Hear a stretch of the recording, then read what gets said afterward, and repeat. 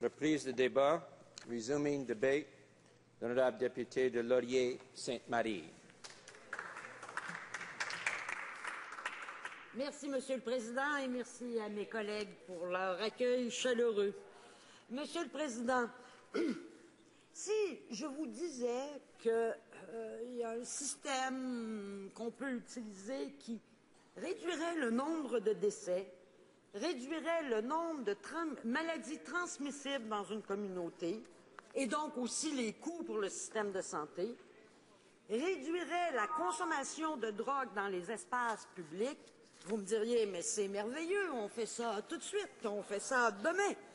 Eh bien oui, il y en a un système, il y a quelque chose qui permet de faire ça. C'est les sites d'injection qu'on trouve partout à travers le monde, incluant notamment le fameux site Insite à Vancouver. Le projet de loi qu'on a devant nous aujourd'hui et dont on débat est une tentative pour empêcher que cela puisse se faire, est une tentative pour empêcher que l'on puisse réduire le nombre de décès, réduire les maladies transmissibles, réduire les coûts pour le système de santé, réduire la criminalité et réduire la consommation de drogue dans les espaces publics. C'est essentiellement ça. Alors, l'objectif du projet de loi, il n'y a personne qui se pose de questions, c'est d'empêcher Insite de continuer à fonctionner et d'empêcher d'autres sites similaires d'ouvrir. J'ai vraiment de la misère à comprendre ce que veulent les conservateurs. Qu'est-ce qu'ils veulent? Plus de malades? Plus d'hépatite et de sida dans nos communautés? Plus de crimes? Est-ce que c'est vraiment ça ce qu'ils cherchent? Dans ma circonscription à moi, ma circonscription de Laurier-Sainte-Marie, je sais qu'on veut moins de malades, moins de crimes, moins de problèmes. C'est sûr, on en a des problèmes de consommation de drogue. Puis on a aussi une panoplie de solutions. On a des gens comme les gens de Cactus, de l'Anonyme, du C3S, les gens d'Emery qui ont une initiative fort intéressante. Mais si on pouvait aller plus loin, en consultation avec la communauté, évidemment, pour éviter des morts, des crimes, de la maladie, il faudrait le faire.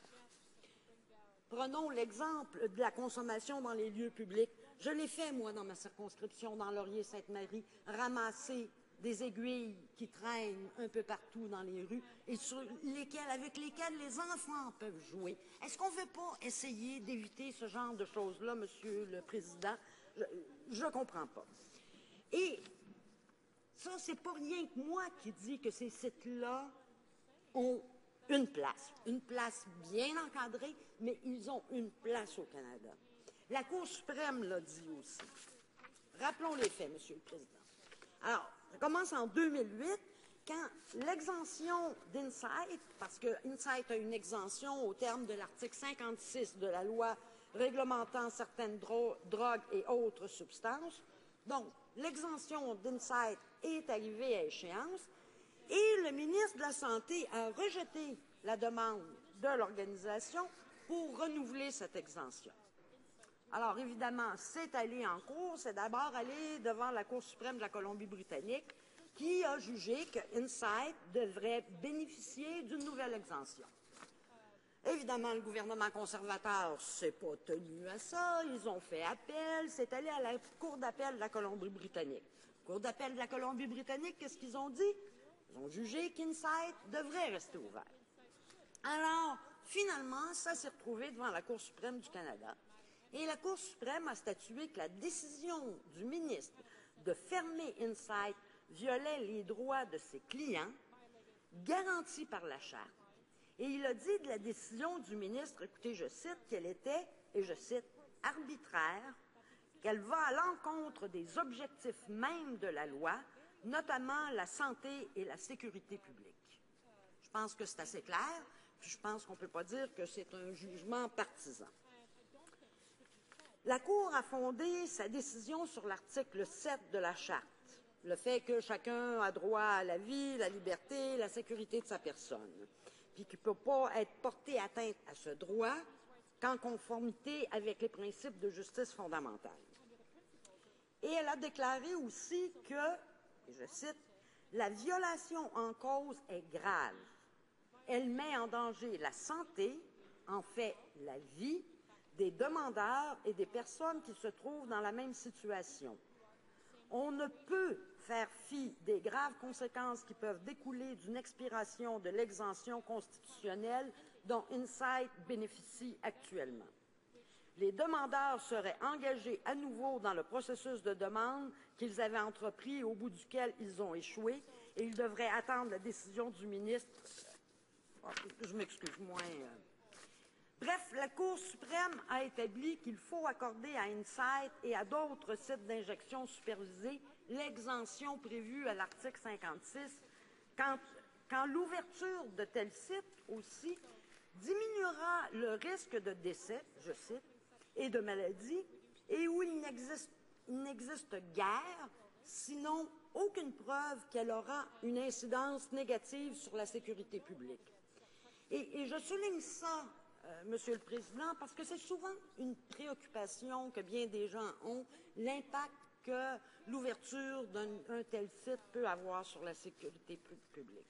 Mais en fait, les études puis les expériences précédentes au Canada ou ailleurs ont montré qu'il n'y a pas d'effet négatif sur la sécurité publique, puis même que dans certains cas, ça favorise la sécurité publique en réduisant, comme je disais, l'injection de drogue en public, la violence qui y est parfois associée, et en réduisant les déchets qui résultent de l'utilisation de drogue.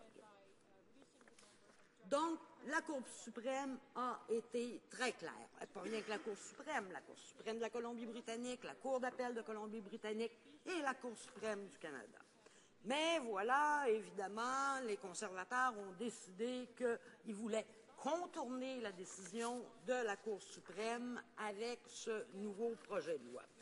Alors, eux qui disent aimer le respect de la loi ne sont pas vraiment prêts à le faire quand ça ne va pas dans le sens de leur idéologie. Parce que ce n'est pas une question de fait et de réalité ici, Monsieur le Président, c'est vraiment une question d'idéologie. Ils n'ont pas de bonnes raisons pour refuser de permettre à d'autres sites d'ouvrir comme Insight et Insight de continuer à fonctionner. La Cour suprême, et je reviens à elle, l'a bien dit. Si un site peut causer un préjudice à une communauté, on peut l'interdire. C'est officiel. Mais il faut que ce préjudice-là soit démontré, puis qu'il ne soit pas basé sur de simples appréhensions. Bon, c'est vrai, je le répète, des fois les gens ont peur. Il faut regarder, par exemple, justement à Vancouver, ce qui se passe autour de Insight. Les gens qui vivent et qui travaillent dans le quartier autour de Insight appuient le projet à 80%. C'est quand même assez impressionnant. Et on trouve les mêmes chiffres quand on regarde ce qui se fait en Europe. Les gens qui vivent dans les quartiers concernés, qui voient les résultats, sont vastement en faveur de ce type de projet. Alors, évidemment, garder équilibre entre santé et sécurité publique, mais on peut faire les deux en même temps. J'ai beaucoup cité la Cour suprême, Monsieur le Président, parce que je pense que très souvent, il nous donne, c'est quand même notre Cour suprême, des jugements très, très éclairés, qui passent beaucoup de temps à analyser les questions, à y réfléchir et tout ça. Mais il n'y a pas que la Cour suprême qui défend la pertinence de sites d'injection. L'Association médicale canadienne et l'Association des infirmières et infirmiers du Canada ont toutes deux critiqué le dépôt par le gouvernement du projet de loi C2. Selon l'Association médicale canadienne, je cite, « Les programmes d'injection supervisés font partie intégrante d'une stratégie de réduction des préjudices. La réduction des préjudices est au cœur d'une approche exhaustive de la santé publique visant à prévenir les maladies et à promouvoir la santé. » L'Association des infirmières et infirmiers du Canada, quant à elle, déclare ce qui suit. Je cite. Il est démontré que les sites d'injection supervisée et d'autres programmes de réduction des méfaits fournissent des services de santé et sociaux essentiels aux populations vulnérables, notamment à ceux qui vivent dans la pauvreté, qui souffrent de maladies mentales et qui sont sans abri. Un gouvernement réellement engagé à l'égard de la santé et de la sécurité publique s'efforcerait d'améliorer l'accès aux services de prévention et de traitement plutôt que de créer plus d'obstacles. Fin de la citation. Et comme on l'a vu, ce projet de loi, lui, c'est tout ce que ça fait, créer plus d'obstacles. Pour les nouveaux sites d'injection supervisés, la préparation du dossier constituera un processus si fastidieux qu'il risque de dissuader les demandeurs de même tenter d'ouvrir un dossier. Les représentants du ministère nous ont indiqué que si un demandeur devait accidentellement oublier d'inclure quoi que ce soit, sa demande pourrait être refusée automatiquement. Puis même si un demandeur réussit à obtenir tous les documents nécessaires à sa demande, si la demande est impeccable, blindée, mur à mur, a le plein appui de la communauté, le ou la ministre a toujours la possibilité, de manière arbitraire, de la refuser. Monsieur le Président, le NPD estime que les décisions à propos de programmes pouvant être bénéfiques pour la santé publique doivent reposer sur des faits et non sur des positions idéologiques. C'est pourquoi je voterai contre ce projet de loi. Merci.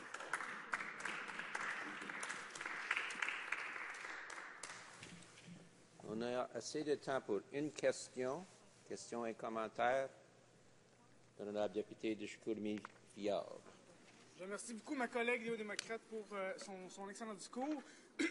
Je sais qu'elle représente aussi une circonscription montréalaise. On sait que Montréal fait partie des villes canadiennes qui seraient potentiellement intéressées à avoir un site d'injection supervisé, tout comme Toronto et Ottawa.